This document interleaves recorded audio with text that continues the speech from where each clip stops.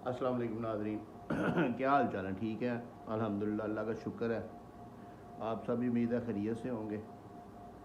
तो आज जो है ना, वो पहले तो सबसे बड़ी दुख की बात है, जो मुल्क के हालात हो रहे हैं बहुत ख़तरनाक हद तक जो है ना वो आगे जा रहे हैं।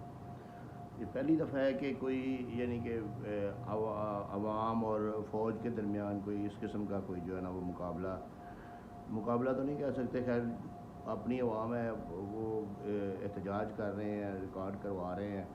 फ़ौज आगे से चुप है, ये भी बड़ी अच्छी बात है, खुशी की बात है कि वो साइड पे हैं, क्योंकि प्रॉपर्टी जो तबाह हो रही हैं वो भी पब्लिक की हैं, जो लाशें गिर रही हैं, लोग मार रहे हैं, वो भी पब्लिक के हैं। जो अगर आर्मी को गालियाँ पड़ रही हैं या उनके ख़िलाफ़ कोई तबर्राबादी हो रही है तो वो भी पब्लिक की है। सारा कुछ पाकिस्तान का है, तो पाकिस्तान का नुकसान हो रहा है। तो इन चीज़ों को सोचना चाहिए, हुकूमतों को भी सोचना चाहिए, सुप्रीम कोर्ट को, हाई कोर्ट को, पुलिस को, आर्मी को, सबको, अपोजिशन को, सबको सोचना चाहिए। कोई ऐसे लाएअमल ऐसा निकालना चाहिए मिल बैठ के जो दुरुस्त हो। इलेक्शन करवाने चाहिए, इलेक्शन क्यों नहीं करवा रहे? इलेक्शन जो है ना वो जब उनका टाइम हो गया, एक आइन के अंदर टाइम फ्रेम उसका मौजूद है, तो उसके मुताबिक इलेक्शन करवा देने चाहिए। इससे क्या फ़र्क पड़ता है? आपने अपनी एबिलिटी पे वोट लेने हैं, उसने अपनी एबिलिटी पे वोट लेने हैं।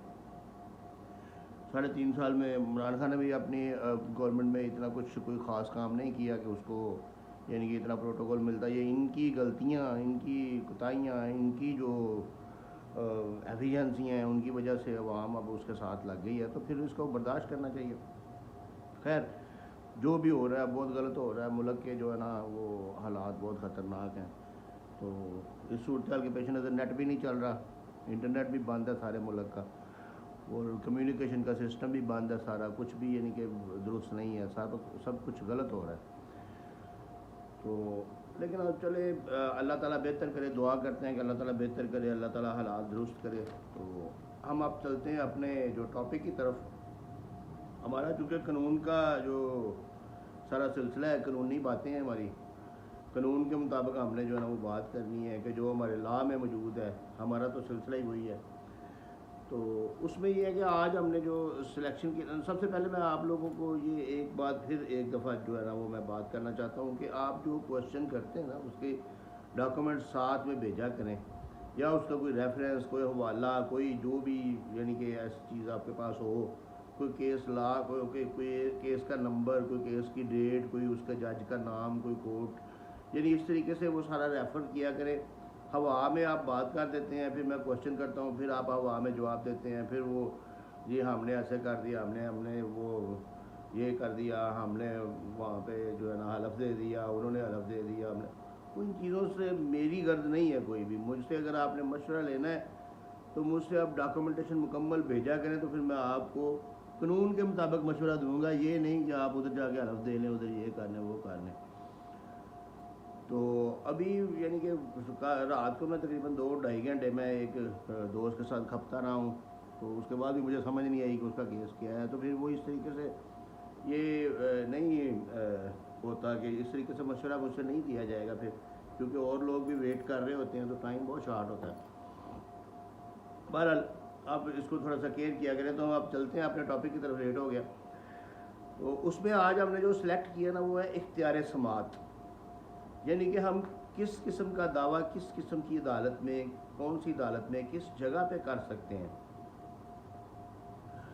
इख्तियार समात इसको बोलते हैं कि कौन सी अदालत को इख्तियार समात हासिल है। इख्तियार समात का मतलब है कि सुनने का इख्तियार, कि हर अदालत हर केस नहीं सुन सकती। अब मैं अगर यहाँ पे सियालकोट में बैठा हूँ, मेरी यहाँ पे प्रॉपर्टी पे कोई कब्जा कर लेता, तो मैं मियाँ वाली जाके केस नहीं कर सकता। तो इसको बोलते हैं इख्तियार समात। तो पहले तो इख्तियार समात का मतलब समझ लें। तो इख्तियार समात पे जो है ना आज हम डिस्कस करेंगे कि इख्तियार समात किस किस कोर्ट को हासिल होता है।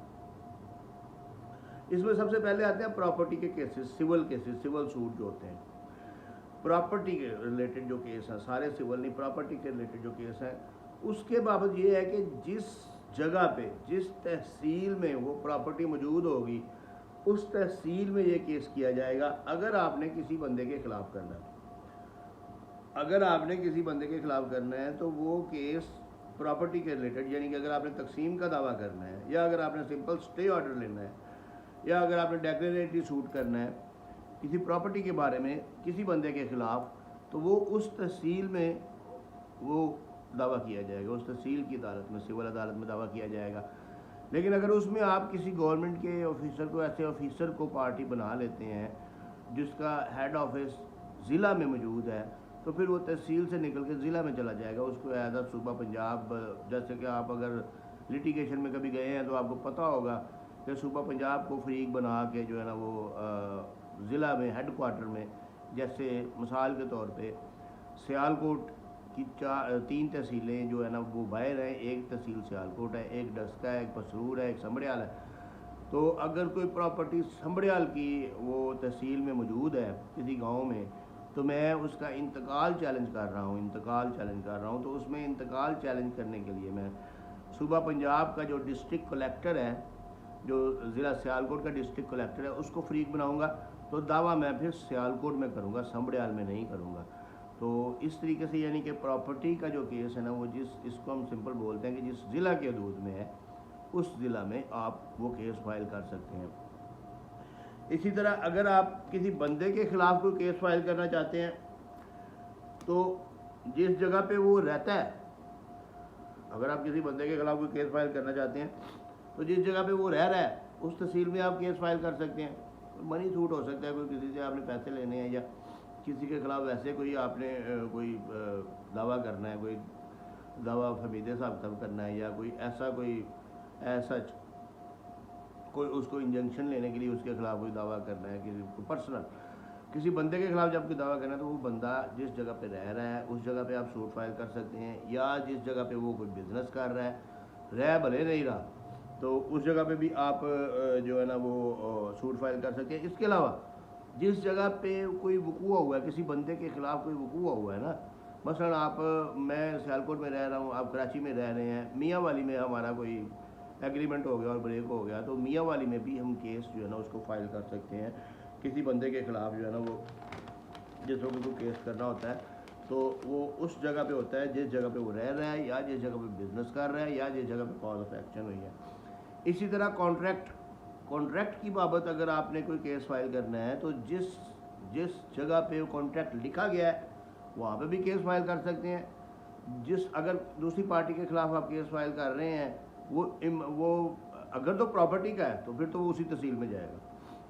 हाँ, तकमील मुआहदा भी है तो फिर वो उसी तहसील में जाएगा। अगर वो प्रॉपर्टी का नहीं है, वैसे कोई कॉन्ट्रैक्ट है, कोई एग्रीमेंट है, तो जिस जगह पे तहरीर किया गया है, मतलब मैं सियालकोट का हूँ, आप झेलम के हैं, हम कॉन्ट्रैक्ट मुल्तान जाके कचहरी में बैठ के उसको तहरीर करते हैं, हम वापस आ जाते हैं। तो मैंने अगर सू करना है या आपने करना है तो आप मुल्तान जाके भी कर सकते हैं।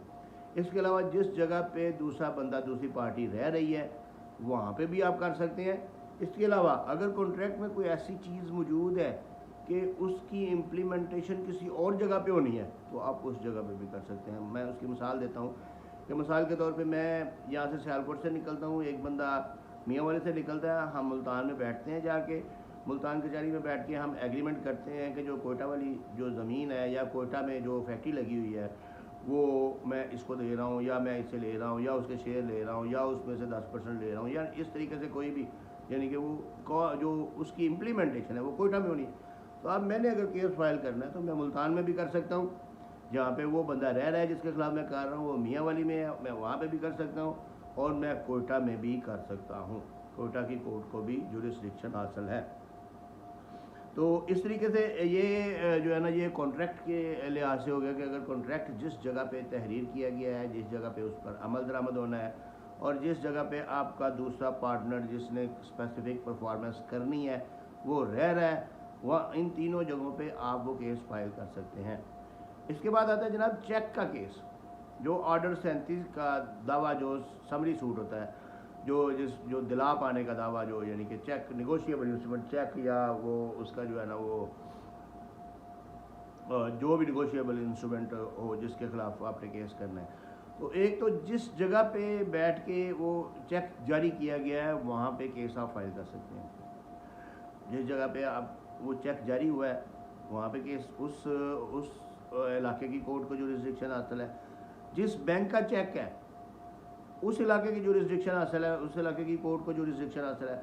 जिस बैंक में आप चेक जमा करवा रहे हैं उस इलाके की कोर्ट को भी जुरिस्डिक्शन हासिल है। यानी कि इसमें भी 3 शहरों की अदालतें इन्वॉल्व हो जाती हैं कि आप किसी भी जगह पर, या प्लेंटिफ की जो दावा करने वाला है उसकी चॉइस है। इसके अलावा जिस जगह पे वो बंदा रह रहा है जिसने चेक जारी किया है, उस जगह पे भी, उस कोर्ट में भी आप जो है ना वो उसको सू कर सकते हैं, उसके खिलाफ केस फाइल कर सकते हैं। तो ये यानी कि चेक के रिलेटेड हमने अभी तक ये एक चीज़ जो है ना वो फाइनल कर ली है कि अगर आपने किसी बंदे के ख़िलाफ़ केस फाइल करना है तो जिस जगह पे बंदा रह रहा है ना, उस इलाके की कोर्ट को हतमी जुरिस्डिक्शन हासिल है, वो आप वहाँ पे जाके केस फाइल कर सकते हैं। बाकी जो रेमिडीज़ हैं वो उसके अलावा है। मसलन चेक किया आपने, मैं आपको चेक दे देता हूँ, आप जो है ना खानेवाल के रहशी हैं, मैं आपको चेक दे देता हूँ, तो आप खानेवाल में अपने बैंक में जमा करवाते हैं, वो मेरा बैंक सियालकोट का है, ये इधर से उसको मीमो लगा के वापस कर देता है। आप खानेवाल में भी केस फाइल कर सकते हैं, आप सियालकोट में भी कर सकते हैं। अगर हमारा कॉन्ट्रैक्ट कोई उस चेक की बाबत रायविंड में हुआ है तो आप रायविंड में केस फाइल कर सकते हैं। यानी कि इस तरीके से वो जो है ना वो आपको जुरिस्डिक्शन हासिल है कि आप 3-4 मुख्तलिफ अदालतों में जो है ना वो जाके तो वो केस जो है ना फाइल कर सकते हैं। इसी तरह इंश्योरेंस ट्राइब्यूनल का तो आपको पता होगा कि अब तो उन्होंने एक ही इंश्योरेंस के केसेस जो हैं वो इंश्योरेंस कंपनीज के, अब तो उन्होंने एक ही ट्राइब्यूनल बना दिया है, अब वो उसी ट्राइब्यूनल में ही होने हैं, वो लाहौर ही है। तो या जो बड़े सिटीज़ हैं उनमें मौजूद होगा, बाकी गुजरावाला में भी नहीं है, सियालकोट में भी नहीं है, लाहौर, ये इधर वाले लाहौर जाते हैं, वो फिर मुल्तान में होगा या पिंडी में होगा। तो इंश्योरेंस ट्राइब्यूनल जो है ना वो इंश्योरेंस के केसेस सारे इंश्योरेंस ट्राइब्यूनल में जाते हैं। तो बाकी जो कस्टम के केसेस, कस्टम कोर्ट्स अपनी है, FBR की अपनी है, एपलेट फोरम जो है ना वो अपने हैं। इस तरीके से जो है ना वो बाकी सारी अदालतें। तो इसके अलावा अगर आप कोई पार्टनरशिप का केस जो है ना वो फाइल करना चाहते हैं, मसलन आपकी कोई पार्टनरशिप फर्म है, तो उसमें आप अपने पार्टनर के ख़िलाफ़ कोई शेयर्स का कोई मसला है या कोई और प्रॉब्लम है या कोई दावा फमीदे हिसाब किताब करना चाहते हैं, तो उसमें भी काफ़ी ज़्यादा जो है ना वो जुरिस्डिक्शन बनती है कि आप जिस जगह पे, जिस शहर में पार्टनरशिप आपकी रजिस्टर्ड है, उस शहर में केस फाइल कर सकते हैं। इसके अलावा हाँ, अगर आपने वो joint stock, registrar of joint stock को पार्टी बनाना है साथ, तो फिर आप उसी शहर में केस फाइल करेंगे। लेकिन जिस जगह पे डिफेंडेंट रह रहा है उस शहर में भी आप कर सकते हैं, और इवन कि वहाँ पे भी आप रजिस्ट्रार जॉइंट स्टॉक ऑफ दूसरे शहर के registrar of joint stock party बना सकते हैं, उसमें कोई मसला नहीं है। तो इसके अलावा जो जिस जगह पे वो बिज़नेस हो रहा है पार्टनरशिप का, उस जगह पे भी आप कर सकते हैं। अगर उस पार्टनरशिप बिजनेस के कोई अकाउंट्स किसी दूसरे शहर में, बैंक अकाउंट किसी दूसरे शहर में खुला हुआ है, उस शहर में भी कर सकते हैं। कोई सब ऑफिस किसी दूसरे शहर में मौजूद है, उस जगह पे भी जो है ना वो आप केस जो है ना वो फाइल कर सकते हैं। इसके अलावा बैंक के ख़िलाफ़ अगर आपने केस फाइल करना है तो वो जिस सिटी में आपका अकाउंट खुला है उसी सिटी की जो है ना बैंकिंग कोड को जुरिस्डिक्शन हासिल है, तो वो आप जो है ना वो और कहीं नहीं कर सकते। फैमिली केसेस में आपको मैं बताऊं कि जो बड़ी मज़ेदार चीज़ है कि एक औरत को ये प्रिविलेज हासिल है कि वो किसी भी शहर में कर सकती है, सिर्फ उसने ये बताना है कि मैं इधर रह रही हूँ। वो अपनी आर्जी रहायशगाह पे भी कर सकती है। यानी कि अगर मेरी शादी अब कसूर में हुई है, ज़िला कसूर में हुई है, तो मेरी मिसेज जो है ना वो अब सियालकोट रह रही है, उसने अगर मेरे खिलाफ़ केस करना है तो वो कसूर भी कर सकती है, सियालकोट भी कर सकती है, और वो मरी जाके भी कर सकती है। उसे सिर्फ कोर्ट को ये बताना है कि मैं इधर आके अपने मामू के पास या चाचू के पास रह रही हूँ, तो या अपने किसी अजीज़ के पास रह रही हूँ, किसी कुछ ज़रूरी भी नहीं है कोई रिश्तेदार बताना।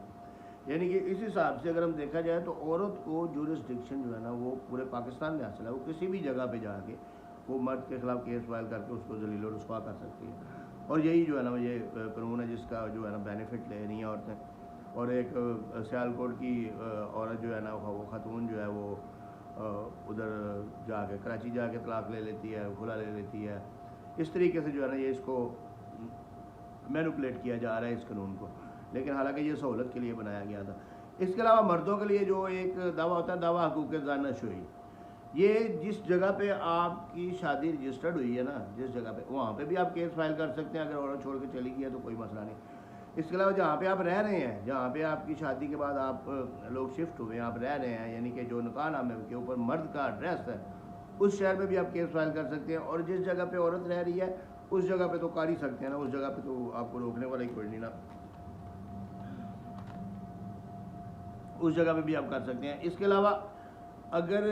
अलावा एक कोई डॉक्यूमेंट ऐसा जो कि फ्रॉडुलेंटली रजिस्टर्ड हुआ है, तो उसकी बाबत आप जिस जगह पे डॉक्यूमेंट रजिस्टर्ड हुआ है उस शहर में उस कोर्ट की जुरिस्डिक्शन में केस फाइल कर सकते हैं, या जिस जगह पे वो डॉक्यूमेंट इस्तेमाल किया गया है, जिस जगह पे वो डॉक्यूमेंट इस्तेमाल हुआ है उसकी जुरिस्डिक्शन भी बनती है और उसमें भी जो है ना वो केस फाइल किया जा सकता है। अब एक आखिर में एक बड़ी ज़रूरी चीज़ जो मैंने आपको बतानी है वो ये है कि जुरिस्डिक्शन को अगर आपने चैलेंज करना है तो आपने जिस वक्त जवाब दावा देना है उस वक्त आपने चैलेंज करना है। अपने जवाब दावा में इख्तियार समात को आपने चैलेंज नहीं किया तो बाद अज़ान डिग्री होने के बाद या किसी भी दूसरी स्टेज पे एपलेट फोरम पे या किसी निगरानी में आप उसको चैलेंज नहीं कर सकते, वो मेंटेनेबल नहीं होगा। तो इसलिए हाँ, अगर आपके खिलाफ एक्सपर्ट की डिग्री होगी फिर तो आप उसको चैलेंज कर सकते हैं, लेकिन अगर आपको इल्म है, आपने जवाब दावा दिया है और आपने जुरिस्डिक्शन को चैलेंज नहीं किया तो फिर आपको दोबारा मौका नहीं दिया जाएगा कि उसको चैलेंज करने का। फिर यही तस्वर किया जाएगा कि आप एग्री हैं और आप इस डिग्री के पाबंद हैं। फिर नेक्स्ट कोई फोरम ऐसा नहीं होगा जहाँ पे आप उस जुरिस्डिक्शन को चैलेंज कर सकें। लिखने को तो लिखा जा सकता है लेकिन कानून इसमें वाज़ेह है कि फिर अगर आपने एक दफ़ा उज़रात इब्तदाई में या उज़रात में आपने या अपने जवाब दावा में जुरिस्डिक्शन को चैलेंज नहीं किया और जुरिस्डिक्शन का मैटर कोर्ट ने डिसाइड नहीं किया तो ये एग्री समझा जाएगा कि आप उस जुरिस्डिक्शन पे एग्री हैं और फिर उस फैसले को, उस डिग्री को आपको तस्लीम करना पड़ेगा और आपके ऊपर बाइंडिंग होगी। तो इसलिए जिस वक्त भी दावा जो है ना वो आप फाइट करते हैं तो हर चीज़ को गौर से देखा करें, गौर से पढ़ा करें, खुद पढ़ा करें, वकीलों पे ना छोड़ दिया करें और खुद पढ़ के उसके अपने ज़हन में जवाब तैयार करके अपने वकील साहब से डिस्कस करके फिर जवाब दावा तैयार करके दिया कीजिए। तो अल्लाह ताला आपका हामी और नासिर हो, आपको कामयाब करे। मेरे लिए दुआएं कीजिएगा। अल्लाह हाफ़िज़।